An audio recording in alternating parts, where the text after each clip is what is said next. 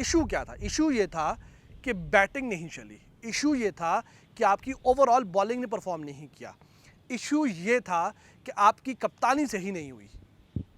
Issue ये था कि आप बड़े प्लेटफॉर्म के ऊपर जाके सारे के सारे एक्सपोज हो गए। लेकिन रिपोर्ट में से एक हिस्सा निकाला जाता है कि शाहीन ने मिसबिहेव किया है। शाहीन ने किसी की बात नहीं मानी। बाबर आजम की कप्तानी को बचाने के लिए शाहीन शाह आफरीदी का शिकार किया जा रहा है।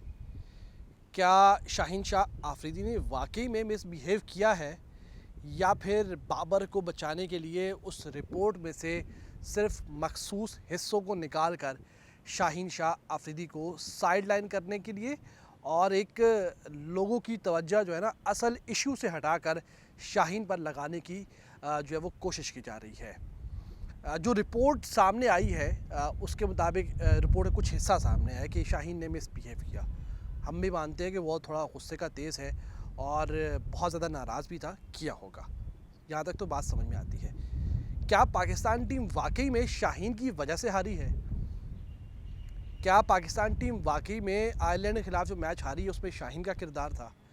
क्या पाकिस्तान टीम जो इंग्लैंड में मैचेस हारी है, क्या शाहीन का उसमें किरदार था? सिर्फ शाहीन की वजह से हारी है, बाकी 10 लड़के क्या कर रहे थे? क्या यूएई के ख़िलाफ़ जो हारिस टेपिये ने 15 रन्स खाए थे उसमें भी शाहीन का किरदार था? क्या इंडिया के ख़िलाफ़ उनको 119-20 पे रिस्ट्रिक्ट करके और जब बैटिंग की बारी आई तो पूरी टीम फ्लॉप हो गई, क्या उसमें भी शाहीन का ही किरदार था? किसका किरदार था? जो इब्तदाई 2 मैचेस थे यूएई का और इंडिया का, क्या उसमें शाहीन का आप समझते हैं कि शाहीन की वजह से पाकिस्तान टीम हारी थी? माना यूएई के ख़िलाफ़ उस तरीके से वो बॉलिंग नहीं कर पाए थे, लेकिन क्या पूरा शाहीन का ही किरदार था? क्या वहाँ पर हारिस ने मैच नहीं गड़वाया? क्या आमिर को वहाँ पर रन्स लास्ट ओवर में 19 ओवर में नहीं पड़े थे? क्या हमारे बैटर्स की वहाँ पर मुसलसल नाकामी नहीं थी? इंडिया के ख़िलाफ़ जो मैच पाकिस्तान जीत रहा था, हमने तो भंगड़े डालने के, डांस करने के भी प्लान बना लिए थे, लेकिन आपकी पूरी बैटिंग लाइनअप ने मैच वो कहते हैं ना बढ़ गया था। मतलब मैच उन्होंने सत्यानाश कर दिया, तबाह बर्बाद कर दिया। मतलब पूरे पाकिस्तान टीम की तारीख की इससे बदतरीन शिकस्त नहीं हो सकती थी जो पाकिस्तानी बैटिंग लाइनअप उस दिन फ्लॉप हुई है। जब आप मैच विनिंग की तरफ जा रहे थे तो रिजवान का इससे बदतर शॉट नहीं हो सकता था। अगर रिजवान को की सारी उम्र की क्रिकेट एक तरफ रखी जाए और इस शॉट को एक तरफ रखा जाए तो शायद ये गलती सबसे भारी है, उसकी परफॉर्मेंसेस नीचे चली जाएंगी। असल कल्प्रिट तो उस मैच का रिजवान था, जिसको पता भी था कि जसप्रीत बुमराह सामने आ रहा है, इसका ओवर ये वाला निकालो, उसके बाद हम रन्स बना लेंगे। लेकिन उसको छक्का मारने पे गया और फिर छक्के का ना छिक्का लग गया और पाकिस्तान टीम बढ़ गई। खैर, हम टॉपिक से हट रहे हैं, तो कहने का मकसद ये कि क्या वाकई में शाहीन रिस्पॉन्सिबल था उन 2 मैचेस को हरवाने में? मेरा ख्याल है कि किसी हद तक था, लेकिन पूरा नहीं था। 11 लड़के होते हैं ना, एक इंडिविजुअल का तो नहीं है, टीम गेम है। टीम में 11 लड़के होते हैं। एक आप शाहीन को साइड में रख चलो, जब टीम जीतती है तो टीम जीतती है, जब हारती है तो पूरी टीम हारती है। तो आप शाहीन को जीत और हार में अलग नहीं कर सकते, साथ रखेंगे। तो बाकी 10 लड़कों का क्या किरदार नहीं था? क्या बाकी 10 भी रग्बी खेलने आए हुए थे, फुटबॉल खेलने आए हुए थे, हॉकी खेलने आए हुए थे?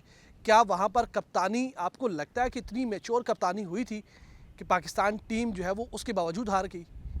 क्या वहाँ पर कप्तान के जो डिसीजंस थे, क्या कप्तानी जो वहाँ पर थकी हारी थी वो किसी को नज़र नहीं आती? क्या जो वहाँ पर बैटिंग लाइनअप मुसलसल फ्लॉप हुई थी वो भी क्या शाहीन की जिम्मेदारी थी? शायद आप मेरी बात समझ गए होंगे कि इशू क्या था। इशू ये था कि बैटिंग नहीं चली। इशू ये था कि आपकी ओवरऑल बॉलिंग ने परफॉर्म नहीं किया। इशू ये था कि आपकी कप्तानी सही नहीं हुई। इशू ये था कि आप बड़े प्लेटफॉर्म के ऊपर जाके सारे के सारे एक्सपोज हो गए। लेकिन रिपोर्ट में से एक हिस्सा निकाला जाता है कि शाहीन ने मिसबिहेव किया है। शाहीन ने किसी की बात नहीं मानी। शाहीन ने कोटे के 4 ओवर्स तो पूरे कराए ना ग्राउंड में, किसी से बात नहीं की, कुछ नहीं किया, आके अपनी फील्डिंग तो पूरी की ना। ऐसा तो नहीं कि बॉल पकड़ के छक्के में फेंक दी हो, पीछे बाउंड्री के फेंक दी हो, या कैच आ रहा उसको हाथ लगा के जो छक्का करा दिया हो, ऐसा तो कुछ नहीं किया उसने। माना, मैं फिर कहूँगा, माना कि वो गुस्से का तेज़ है, माना उसमें थोड़ा रवैये का, उसमें जो आप कह सकते हैं कि उसके बिहेवियर का इशू है, ये पूरे पाकिस्तान को पता है, इस बात से हम मुत्तफ़िक़ हैं और उसने ऐसा किया भी होगा। लेकिन असल इशू नहीं छुपना चाहिए। असल इशू क्या है? असल इशू ये है बाबर की कप्तानी। असल इशू है पाकिस्तान का बदतरीन वो पाकिस्तान की बैटिंग लाइनअप। असल इशू है अबरार को ना खिलाना और शादाब को हर मैच खिलाना। तो असल इशू था जहां इफ्तिखार की, इमाद की, शादाब की, आज़म की जिम्मेदारियां बनती थी बैटिंग की, वो नहीं हुई। असल इशू से ना हटें। और मुझे ये लगता है कि ये जानबूझकर ये रिपोर्ट फीड की गई है, ये रिपोर्ट का ये हिस्सा फीड किया गया है कि ये दुनिया को बताओ कि शाहीन की वजह से वर्ल्ड कप हारे हैं। तो ऐसा नहीं है, इस चीज़ को नहीं हटने देंगे। हारे हम बैटिंग की वजह से, हारे हम स्पिन बॉलिंग की। इमाद ने कहीं ना कहीं रोल अपना अपनाया, लेकिन शादाब का कहीं रोल नहीं था।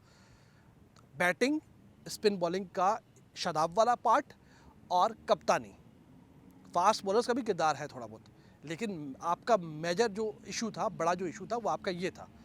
तो आप असल इशू से ना हटें, क्योंकि आगे है चैंपियंस ट्रॉफी। और अगर आपने शाहीन के पीछे लगाकर, वो ट्रक की बत्ती के पीछे आपने लगाकर, शाहीन के पीछे लगाकर बाबर को कप्तान बरकरार रखा, तो फिर ये तारीख का एक और बड़ा ब्लंडर होगा।